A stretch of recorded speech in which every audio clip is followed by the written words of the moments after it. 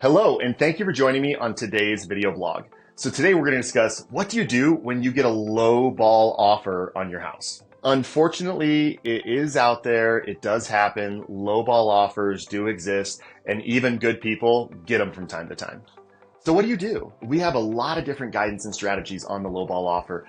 Number one, we want to look at how long have we been on the market, and is this low ball offer a valid buyer or is this an investor buyer, one of those sharks looking for an opportunity? In Denver, depending on your property and the price point, the day you list it, some days we might get one or two offers, sight unseen, that are anywhere from 10 to 30% lower than what we're listed for. Those are investor lowball offers. When those happen, I always let my clients know, let's just look at this as an opportunity, look at it as a gift, because now we can tell other valid buyers, hey, we do have interest in the property. We did get an offer. The terms were not what we were looking for, but we do have interest. And the side effect of that is psychologically, people like to know that the thing that they like, other people like. Because then they know they're not making a mistake.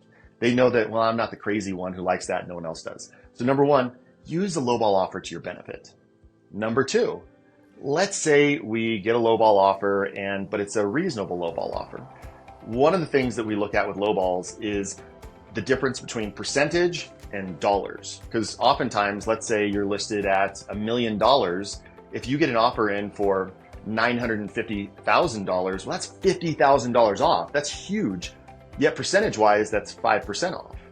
And depending on what's going on in the neighborhood, that just triggers us to know, let's look at the comparative properties. Let's look at what's been happening in the neighborhood. Because if a buyer's offering that and they're a valid buyer, especially one of the big advice pieces out there is, and if you're an agent watching this, always double check the agent who's submitting that offer to you.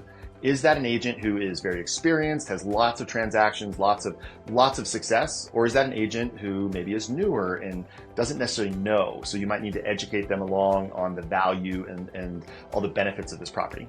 But so going back, when we look at that lowball offer, the $50,000 off, that's a huge number, yet 5% off. I mean, I don't know about you, but last time I was in the store, if I walk by something that's 5% off, I'm not like instantly compelled to jump on it and be like, oh my God, it's 5% off, I gotta take it. Yet in real estate, because the numbers are so big, sometimes we look at that and we're like, oh my gosh, this offer isn't valid. It's such a low ball. Yet many times we'll start looking around at the other properties in the area, and then we can see maybe there is some justification for that. Number three, the next one on the list, is we want to look at what else is happening in the markets. So sometimes lowball offers are a side effect of interest rates. And this was a painful one for some of my clients to learn. And we had a property that really great property. Some of the neighbors in the past had sold for over $1 million, yet everything in the neighborhood now was selling for the 800s to 900s. And then we realized that the reason that happened is because the mortgage payments went up over 50%. So this is an unusual one that we're not going to encounter the same way anymore because rates are already high and we're not expecting them to jump up again. But no, sometimes that lowball offer, that person submitting the offer, their payment was way higher than a person who would have offered a year before. And it really took us doing the math to realize, oh my gosh, a year earlier, that payment may have been $5,000 and now that payment's $7,000 a month. And so even though it's a lowball offer, it's actually a really high offer for what that buyer is offering because of that mortgage payment. Next thing, fourth thing, every single offer we receive, we want to appreciate and we want to counter back. Just because somebody offers does not mean that that's their end all be all and what they're willing to ultimately pay for it. So, and I find that there's a couple different types of negotiators. There's the folks that really just want to go back and forth.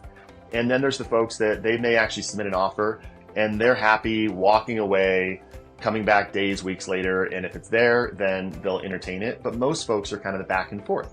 So oftentimes think about the lowball offer you get and cut it in half. So if they came in that example, 50,000 off, well, there's a good chance you could bridge the gap in between the two and still come to terms.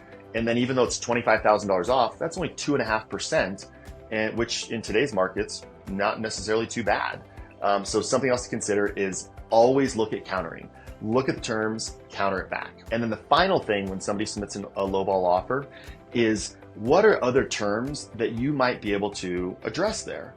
So sometimes somebody might submit a lower offer, yet if we can get them to pay for other title fees, maybe even the broker's commission, get them to pay for other pieces of it, well then it's just a balancing act of we have a certain amount of fees and then we have the price that we're paying. And if they're covering all these fees, but then they want the price to go down a little bit, the math may actually work out. So do your homework, or make sure your agent does, or we will do it for you, to make sure that the offer that you have is maximized. If it truly is something that doesn't make sense, well, let's go ahead and just get rid of it. Oh, and one little extra credit thing here. And I recommend this to all my clients when we get any kind of lowball offer, or we get an inspection report that is just a terrible one. Open up your computer, read through the offer, close your computer, go for a walk, maybe have a glass of wine, and then whether it's hours later or the next morning, then let's revisit it once we've all had a chance to let it settle in, when it's not so shocking.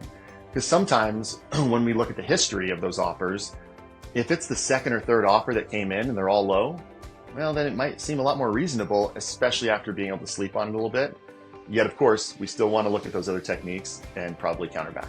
So I hope you've gotten some value out of today's video blog on what to do if and when you receive a lowball offer at some point in the future.